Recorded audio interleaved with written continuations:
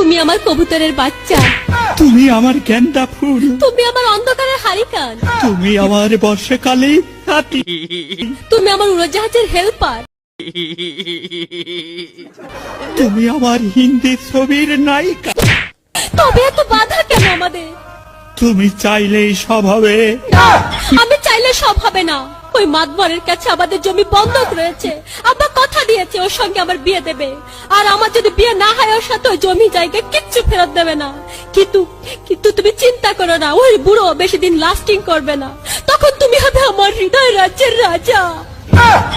একই একই তুমি কাঁদছো? কই, আমি তো কাচ্ছি না, আমাকে দেখ, আমার বুকে তো কোনো কান্না নেই। তোমার চোখে পানি, চোখে যেন কি পড়লো। আমার কথা শোনো তুমি।